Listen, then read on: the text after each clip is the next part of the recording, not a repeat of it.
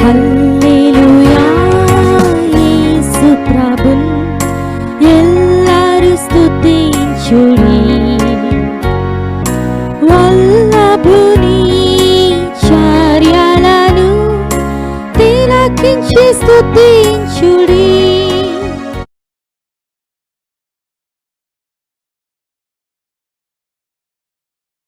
Praise the lord. దేవునికి స్తోత్రము కలుగును గాక. ప్రభు అనుగ్రహించిన మరొక నూతన దినాన్ని బట్టి, ఆయుష్కాలాన్ని బట్టి, ఆరోగ్యాన్ని బట్టి ప్రభును స్తోత్రిస్తున్నా. ప్రియమైన స్నేహితులారా, మీరు కూడా దేవుని వాక్యం ఎడల కనుపరుచున్న ఆసక్తిని బట్టి దేవునికి వందనాలు. దేవుని వాక్యములో మరొకసారి సామెతల 30:26 చదువుకుని ముందుకు వెళదాం.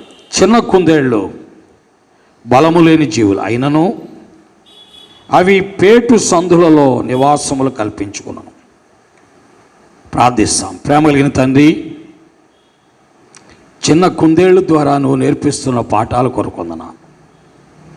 నీ వాక్కు మాకు అనుగ్రహించి మీరే మాతో మాట్లాడి నడిపించమని, నన్ను నీ శిలువ చాటుదాయమని యేసుక్రీస్తు వారి దివ్య నామములో ప్రార్థిస్తున్నాము తండ్రి, ఆమేన్.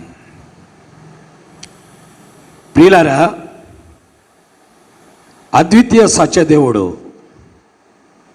మానవ నిర్మాణకుడైనటువంటి దేవుడు, సత్యవంతుడు, అనంత జ్ఞాని అయిన వాడు, చిన్న జీవులు, బలము లేని జీవులు అయినటువంటి చిన్న కుందేళ్ళ ద్వారా మనకు పాఠాన్ని నేర్పిస్తున్నారు.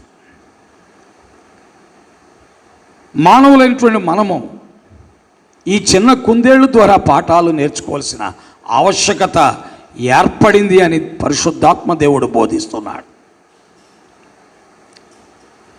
దేవుని వాక్యములో మనం చూస్తున్నట్లయితే చిన్న కుందేళ్ళు బలము లేని జీవులు.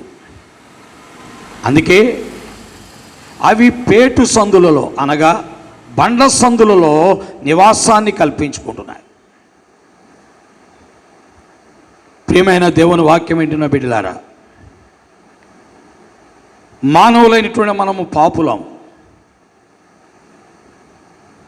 పాపమునకు వచ్చే శిక్షకు పాత్రులం. మానవులైనటువంటి మనము అంతలో కనబడంతలో మాయమయ్యే ఆవిరి వంటి వారు. ఇలాంటి బలము లేని బలహీనులమైనటువంటి మనము పాపము నుండి విడుదల పొంది రక్షించబడాలి.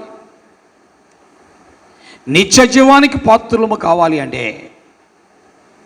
చిన్న కుందేళ్ళు ఏ రీతిగా బండ సందుల్లో నివాసం కల్పించుకున్నాయో అలాగునే మనము కూడా బండ అయి ఉన్నటువంటి క్రీస్తులోనికి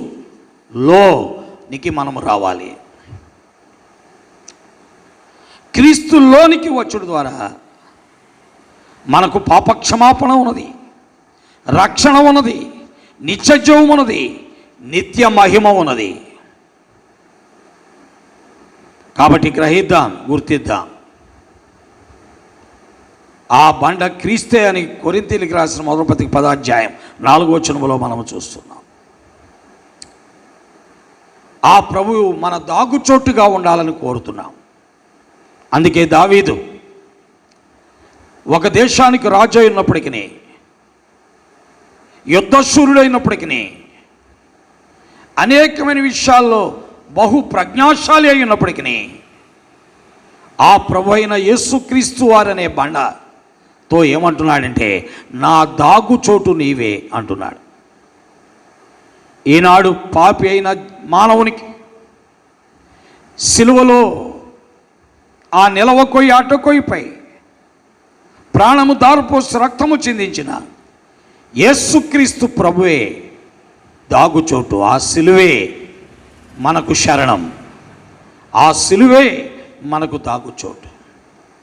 సిలువ వద్దకు వచ్చిన ఎంత ఘోర పాపాత్ముడైనా విడుదల పొందుతాడు.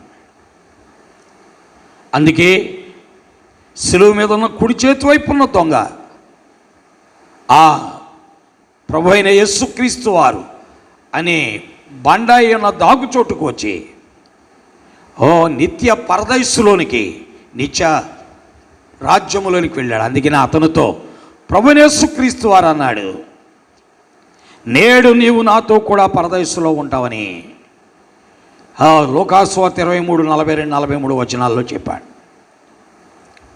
కాబట్టి ప్రియులారా, ప్రభు అయిన యేసుక్రీస్తు వారే మన దాగుచోటు, ఆయనే మన బండ. చిన్న కుందేళ్ళకు ఎలాగైతే బండ సందులు నివాసమో, పాపి అయిన మానవునికి, లోకములో జీవించే మానవ జన్మ ఎత్తిన ప్రతి మానవునికి ప్రభు అయిన యేసుక్రీస్తు వారు అనే బండే దాగుచోటు అని గ్రహించవలసి ఉన్నది. పిల్లరా, అవి బలము లేని జీవులు కాబట్టే ఆ బండ సందును ఆశ్రయించాయి. ఆ బండ సందును ఆశ్రయించి దానిలో శత్రు బారి నుండి కాపాడబట్టానికి ఈనాడు మీ విరోధి అయిన అపవాది, ఈ లోకాధికారి అయిన అపవాది చేతిలో నుండి మనము కాపాడబడాలంటే ఆ బండ సందులోనికి మనము రావాలి. అందుకనే పేతురు మాట్లాడుతూ, పేతురు రాసిన మొదటి పత్రిక 5వ అధ్యాయం 7, 8, 9 వచనాల్లో ఉన్నాడు, మీ విరోధి అయిన అపవాది ఎవరిని మృంగుదునా అని గర్జించమోలే వెతుకుచూ తిరుగుచూ ఉన్నాడు. పిల్లరా, ఇలాంటి అపవాది చేతి నుండి తప్పింపబడాలి అంటే బండ అయిన క్రీస్తు సందులోనికి మనం వచ్చి తాగాలి. తద్వారా మనము తప్పించబడగలం. వాడు మనల్ని తరిమేవాడు, వాడు మనల్ని భయపెట్టేవాడు, వాడు మనల్ని అలజడి గురి చేసేవాడు, వాడు మనల్ని కలవరపెట్టేవాడు, వాడు మనల్ని వేటాడేటువంటి వాడు. వాడి బారి నుండి తప్పించబడాలంటే క్రీస్తు అనే బండ సందులోనికి రావాలి. దావీదు వచ్చాడు. కీర్తన 32 అధ్యాయం 7 వచనాల్లో చదువుతున్నా, 6-7 వచనాల్లో. అలాగే దావీదు మనవడు కూడా వచ్చాడు. దేవుని వాక్యములో మనం చూస్తున్నాం. అతని పేరు ఆస. అతను అంటున్నాడు 2వ దినవృత్తాంతగ్రంథం 14వ అధ్యాయంలో ఏమంటున్నాడు? ఆ ప్రభువును ఆశ్రయించాడు. అతని మీదకి జరహుయులు, కూషీయులు దండెత్తి వచ్చారు. ఈ జరహుయులు, కూషీయులు దండెత్తి వచ్చినప్పుడు అతడు ఆ ప్రభు అయిన యేసుక్రీస్తు వారనే బండను ఆశ్రయిస్తున్నాడు. 14వ అధ్యాయము 11వ వచనం. ఆస తన దేవుడైన యెహోవాకు మొరపెట్టి, యెహోవా, విస్తారమైన సైన్యము చేతిలో ఓడిపోకుండా బలము లేని వారికి సహాయము చేయుటకు నీకన్నా ఎవరూ లేరు. పిల్లల, యేసుక్రీస్తు ప్రభువును ఆశ్రయిస్తున్నాడు. దావీదు కాలంలో యేసుక్రీస్తున్నాడా? ఆసా కాలంలో యేసుక్రీస్తున్నాడా అని నువ్వు అనుకోవచ్చు. ఉన్నాడు. హెబ్రీయులకు రాసిన పత్రిక 13:8 ప్రకారం యేసుక్రీస్తు నిన్న నేడు నిరంతరము ఒక్కటే రీతిగా ఉన్నాడు, యుగయుగములకు ఒక్కటే రీతిగా ఉంటాడు. కాబట్టి ఆ యేసుక్రీస్తు ప్రభు అనే బండను నువ్వు ఆశ్రయించాలి. శత్రువు మీదకు వచ్చినప్పుడు, శత్రువు లేచినప్పుడు ఆశ బలము లేని వారికి సహాయము చేయటికై నీకన్నా ఎవరు లేరు. దేవా, మాకు సహాయం చేయమని అడిగాడు. ఆసాకు దేవుడు సహాయపడ్డాడు. కాబట్టి ప్రియులారా, ఈ లోకములో జీవించిన కాలములో మనము కాపాడబడుటకు, సంరక్షించబడుటకు, భద్రపరచబడుటకు ప్రభు అయిన యేసుక్రీస్తు అనే బండే మనకు దిక్కు. దావీదు ఆ ప్రభు యేసుక్రీస్తు వారిని దాగుచోటుగా చేసుకున్నాడు. అతని మనవడైనటువంటి ఆస దాగుచోటుగా చేసుకున్నాడు. అతని మునుమనవుడు ఉన్నాడు, అతని పేరు యెహోషాపాతు. అతను కూడా ఆ ప్రభు అయిన యేసుక్రీస్తు వారిని దాగుచోటుగా చేసుకున్నాడు. అందుకే 20వ అధ్యాయం 12వ వచనంలో ఏమంటున్నాడంటే, మాకు శక్తి చాలదు, ఏమి చేయుటకును మాకు తోచదు, నీవే మా దిక్కు. పిల్లరా, బలము లేని జీవులు బలవంతుడైన దేవుణ్ణి ఆశ్రయిస్తాయి.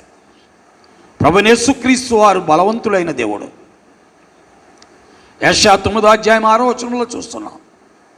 ఆయన బలవంతుడైనటువంటి దేవుడు, బలాఢ్యుడైనటువంటి దేవుడు, పాపమును ఓడించినవాడు. అపవాది యొక్క బలం పాపము, అపవాదిని నిరాయుధునిగా చేసినవాడు, వాడిని పట్టి తెచ్చి బహాటముగా వేడుకుక్క కనపరిచినవాడు. ఈ విధముగా అపవాదిని ఓడించి వారి కోరలు విరిచినవాడు. కొలస్సీ 2:13, 14, 15, 16 చదువుతుంటే మనకు కనబడుతుంది. ఆ బలవంతుడైన యేసుక్రీస్తు ప్రభు సిలువలో మరణమును గెలిచి తిరిగి లేచినవాడు, సమాధిని గెలిచి తిరిగి లేచినవాడు, అపవాదిని ఓడించినవాడు. ఆ ప్రభువైన యేసుక్రీస్తు వారు నీ దాగుచోటు అయితే దావీదు వలె నీవు విజయాన్ని పొందుతావు, ఆసావలే నువ్వు కూడా విజయాన్ని పొందుతావు, యెహోషాపాతు వలె నీవు కూడా విజయాన్ని పొందుతావు, లేక మనము కూడా విజయాన్ని పొందుతాం. కాబట్టి మన దాగుచోటు ప్రభువైన యేసుక్రీస్తు వారే అని చెప్పి ఆ చిన్న కుందేళ్ళు బండ సందులను ఏ రీతిగా ఆశ్రయించాయో, అలాగే బలము లేని జీవులమైన మానవమాత్రులమైన అంతలో కనబడే అంతలో మాయమయ్యే ఆవిరి అయిన మనము కూడా ఆ ప్రభువైన యేసుక్రీస్తు వారిని ఆశ్రయించి ఆశీర్వదించబడదాం. దేవుడు తన వాక్యమును మన గ్రహింపులోకి తీసుకుని వచ్చునుగాక. ఆమేన్. పరిశుద్ధుడైన మా తండ్రి, ప్రేమ కలిగినటువంటి మా దేవ, నీ ఘనమైన ఉన్నతమైన నామం కొరకే మీకు వందనాలు. నీ వాక్యమును వినే వారందరి మధ్యలో ఆశీర్వదించి ఫలితాల్లోకి తీసుకురండి. అనేకులు నిన్ను నమ్ముటకు, అనేకులు నీ వద్దకు వచ్చుటకు, అనేకులు పాపక్షమాపణ పొంది రక్షించబడటకు, అనేకులు నిత్యజీవ వరాన్ని పొందుటకు, అనేకులు నిత్య మహిమకు వారసులవుటకు, అనేకులు ఈ లోకంలో ఉన్నంతకాలం నిన్నే ఆశ్రయించి వెంబడించుటకు సహాయము చేయమని, ఇంకా ప్రజలతో మీరు మాట్లాడమని యేసుక్రీస్తు వారి అద్వితీయ నామములో ప్రార్థిస్తున్నాము తండ్రి. ఆమేన్. తండ్రి అయిన దేవుని ప్రేమ, ప్రభువైన యేసుక్రీస్తు వారి యొక్క అత్యున్నతమైన కృప, పరిశుద్ధాత్మ యొక్క అన్యోన్య సహవాసము సన్నది వాక్యం వినే వారందరికీ సదా తోడయుండును గాక. ఆమేన్. Praise Lord. అందరికి వందనాలు. దేవుడు మిమ్మల్ని దీవించి ఆశీర్వదించును గాక. ఆమేన్. చంద్రులారాయిలా దేవుని స్తుతించుడి, హృదయమును వెలిగించిన యేసుని స్తుతించుడి. అగ్నివాడా